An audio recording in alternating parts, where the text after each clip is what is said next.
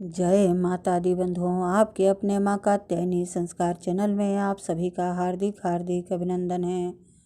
बंधुओं, एक बार पुनः आप सभी के समक्ष श्री दुर्गा सप्तशती का चौथा अध्याय लेकर के उपस्थित हुई हूँ। चौथे अध्याय में इंद्र आदि देवताओं के द्वारा देवी की स्तुति करने का वर्णन किया गया है। ध्यान करने से पूर्व हाथ में हमें अक्षत, पुष्प, चंदन वगैरह ले लेना चाहिए और हाथ जोड़ करके ध्यान लगाना चाहिए। ध्यान सिद्धि की इच्छा रखने वाले पुरुष जिनकी सेवा करते हैं तथा देवता जिन्हें सब ओर से घेरे रहते हैं, उन जया नाम वाली दुर्गा देवी का ध्यान करें। उनके श्रीअंगों की आभा काले मेघ के समान श्याम है। वे अपने कटाक्षों से शत्रु समूह को भय प्रदान करती हैं। उनके मस्तक पर आबद्ध चंद्रमा की रेखा शोभा पाती है। वे अपने हाथों में शंख, चक्र, कृपाण और त्रिशूल धारण करती हैं। उनके 3 नेत्र हैं। वे सिंह के कंधे पर चढ़ी हुई हैं और अपने तेज से तीनों लोकों को परिपूर्ण कर रही हैं। अब हाथ में जो आपने पुष्प लिया था, अच्छा चंदन सभी माँ के चरणों में समर्पित कर कथा का श्रवण करें। ऋषि कहते हैं, अत्यंत पराक्रमी दुरात्मा महिषासुर तथा उसकी दैत्य सेना के देवी के हाथ से मारे जाने पर इंद्र आदि देवता प्रणाम के लिए गर्दन तथा कंधे झुकाकर उन भगवती दुर्गा का उत्तम वचनों के द्वारा स्तुति करने लगे। उस समय उनके सुंदर अंगों में अत्यंत हर्ष के कारण रोमांच हो आया था। देवता बोले, संपूर्ण देवताओं की शक्ति का समुदाय ही जिनका स्वरूप है तथा जिन देवी ने अपनी शक्ति से संपूर्ण जगत को व्याप्त कर रखा है, समस्त देवताओं और महर्षियों की पूजनीय उन जगदम्बा को हम भक्ति पूर्वक नमस्कार करते हैं। वे हम लोगों का कल्याण करें। जिनके अनुपम प्रभाव और बल का वर्णन करने में भगवान शेषनाग, ब्रह्मा जी तथा महादेव जी भी समर्थ नहीं हैं, वे भगवती चंडिका का संपूर्ण जगत का पालन एवं अशुभ भय का नाश करने का विचार करें। जो पुण्य आत्माओं के घरों में स्वयं ही लक्ष्मी रूप से, पापियों के यहाँ दरिद्रता रूप से, शुद्ध अंतःकरण वाले पुरुषों के हृदय में बुद्धि रूप से, सत्पुरुषों में श्रद्धा रूप से तथा अंतःकरण वाले पुरुषों के हृदय में बुद्धि रूप से, सत्पुरुषों में श्रद्धा रूप से तथा कुलीन मनुष्यों में लज्जा रूप से निवास करती हैं, उन आप भगवती दुर्गा देवी को हम नमस्कार करते हैं। देवी, आप संपूर्ण विश्व का पालन कीजिए। देवी, आपके इस अचिंत रूप का असुरों का नाश करने वाले भारी पराक्रम तथा समस्त देवताओं और दैत्यों के समक्ष युद्ध में हुए आपके अद्भुत चरित्रों का हम किस प्रकार वर्णन करें। आप संपूर्ण जगत की उत्पत्ति में कारण हैं। आप में सत्व गुण, रजोगुण और तमोगुण, ये तीनों गुण मौजूद हैं, तो भी दोषों के साथ आपका संसर्ग नहीं जान पड़ता। भगवान विष्णु और महादेव जी आदि देवता भी आपका पार नहीं पाते। आप ही सबका आश्रय हैं। यह समस्त जगत आपका अंशभूत है, क्योंकि आप सबकी आदिभूत अव्याकृता परा प्रकृति हैं। देवी, संपूर्ण यज्ञों में जिसके उच्चारण से सब देवता तृप्ति लाभ करते हैं, आप स्वाहा और स्वधा हैं।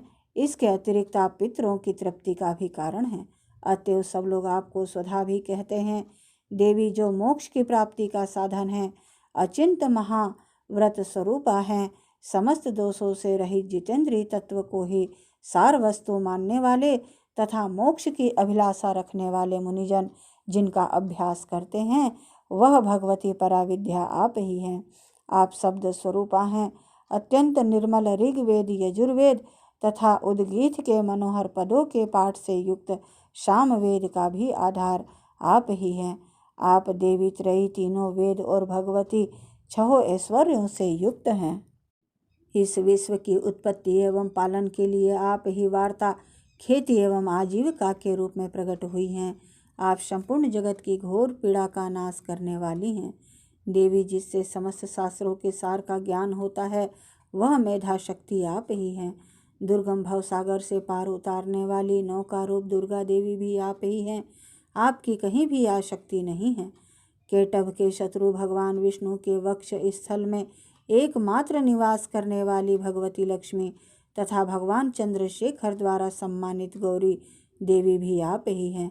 आपका मुख मंद मुस्कान से सुशोभित, निर्मल पूर्ण चंद्रमा के बिंब का अनुकरण करने वाला और उत्तम सुवर्ण की मनोहर कांति से कमनीय है।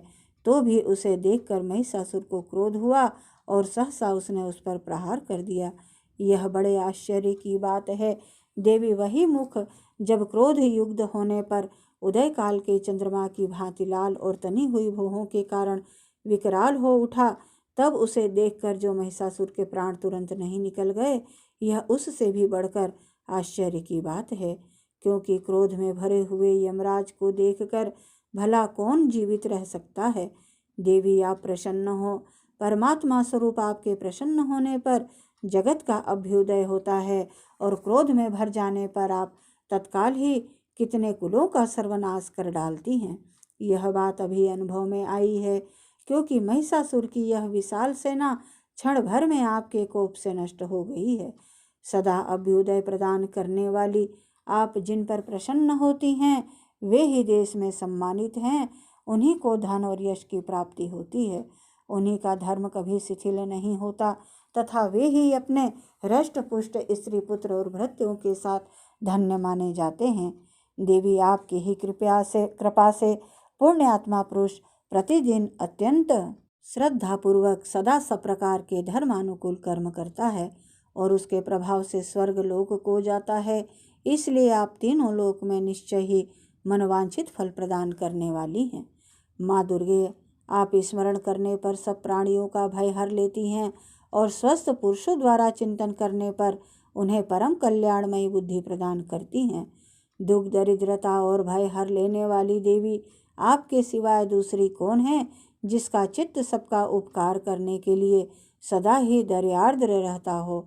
देवी, इन राक्षसों के मारने से संसार को सुख मिले तथा ये राक्षस चिरकाल तक नरक में रहने के लिए भले ही पाप करते रहे हों, इस समय संग्राम में मृत्यु को प्राप्त होकर स्वर्ग लोक में जाएं। निश्चय ही यही सोचकर आप शत्रुओं का वध करती हैं। आप शत्रुओं पर शस्त्रों का प्रहार क्यों करती हैं? समस्त असुरों को दृष्टिपात मात्र से ही भस्म क्यों नहीं कर देती? इसमें एक रहस्य है। ये शत्रु भी हमारे शस्त्रों से पवित्र होकर उत्तम लोकों में जाएं। इस प्रकार उनके प्रति भी आपका विचार अत्यंत उत्तम रहता है।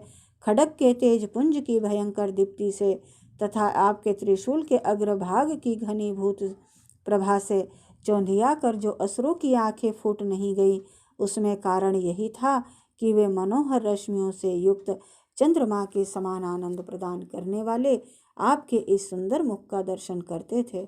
देवी, आपका सिल दुराचारियों के बुरे वर्ताव को दूर करने वाला है। साथ ही यह ऐसा रूप है जो कभी चिंतन में भी नहीं आ सकता और जिसकी कभी दूसरों से तुलना भी नहीं हो सकती, तथा आपका बल और पराक्रम तो उन दैत्यों का भी नाश करने वाला है जो कभी देवताओं के पराक्रम को भी नष्ट कर चुके थे। इस प्रकार आपने शत्रुओं पर भी अपनी दया ही प्रकट की है।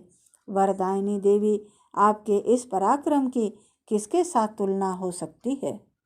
तथा शत्रुओं को भय देने वाला एवं अत्यंत मनोहर ऐसा रूप भी आपके सिवाय और कहाँ है? हृदय में कृपा और युद्ध में निष्ठुरता, ये दोनों बातें तीनों लोकों के भीतर केवल आप में ही देखी गई हैं। मातः आपने शत्रुओं का नाश करने के लिए इस समस्त त्रिलोकी की रक्षा की है। उन शत्रुओं को भी युद्ध भूमि में मारकर स्वर्ग में पहुँचाया है तथा उन्मत्त दैत्यों से प्राप्त होने वाले हम लोगों के भय को भी दूर कर दिया है। आपको हमारा नमस्कार है। देवी, आप शूल से हमारी रक्षा करें। अंबिके, आप खड्ग से भी हमारी रक्षा करें तथा घंटा और ध्वनि और धनुष की टंकार से भी हम लोगों की रक्षा करें। चंडिके, पूर्व पश्चिम और दक्षिण दिशा में आप हमारी रक्षा करें तथा ईश्वरी, अपने त्रिशूल को घुमाकर आप उत्तर दिशा में भी हमारी रक्षा करें। तीनों लोकों में आपके जो परम सुंदर एवं अत्यंत भयंकर रूप विचरते रहते हैं, उनके द्वारा भी आप हमारी तथा इस भूलोक की रक्षा करें। अंबिके, आपके कर पल्लवों में शोभा पाने वाले खड्ग, शूल और गदा आदि जो अस्त्र हों, उन सबके द्वारा आप सब ओर से हम लोगों की रक्षा करें। ऋषि कहते हैं, इस प्रकार जब देवताओं ने जगन्माता दुर्गा की स्तुति की और नंदन वन के दिव्य पुष्पों एवं गंध चंदन आदि के द्वारा उनका पूजन किया, फिर सब ने मिलकर जब भक्तिपूर्वक दिव्य धूपों की सुगंध निवेदन की, तब देवी ने प्रसन्न वदन होकर प्रणाम करते हुए सब देवताओं से कहा। देवी बोली, देवताओं, तुम सब लोग मुझसे जिस वस्तु की अभिलाषा रखते हो उसे मांगो। देवता बोले, भगवती ने हमारी सब इच्छा पूर्ण कर दी, अब कुछ भी बाकी नहीं है, क्योंकि हमारा यह शत्रु महिषासुर मारा गया। महेश्वरी, इतने पर भी यदि आप हमें और वर देना चाहती हैं तो हम जब जब आपका स्मरण करें तब तब आप दर्शन देकर हम लोगों के महान संकट दूर कर दिया करें, तथा प्रसन्न मुखी अंबिके, जो मनुष्य इन स्तोत्रों के द्वारा आपकी स्तुति करे, उसके वित्त समृद्धि और वैभव देने के साथ ही उसके धन और स्त्री आदि संपत्ति को भी बढ़ाने के लिए आप सदा हम पर प्रसन्न रहें। ऋषि कहते हैं, राजन, देवताओं ने जब अपने तथा जगत के कल्याण के लिए भद्रकाली देवी को जब इस प्रकार प्रसन्न किया, तब वे तथास्तु कहकर वहीं अंतर ध्यान हो गई। भूपाल, इस प्रकार पूर्व काल में तीनों लोकों का हित चाहने वाली देवी जिस प्रकार देवताओं के शरीर से प्रकट हुई थी, वह सब कथा मैंने आप सबसे कह सुनाई। अब पुनः देवताओं का उपकार करने वाली वे देवी दुष्ट दैत्यों तथा शुंभ निशुंभ का वध करने वाले एवं सब लोगों की रक्षा करने के लिए गौरी देवी के शरीर से जिस प्रकार प्रकट हुई थी, वह सब प्रसंग अब मेरे मुँह से सुनो, मैं उसका तुमसे यथावत वर्णन करता हूँ।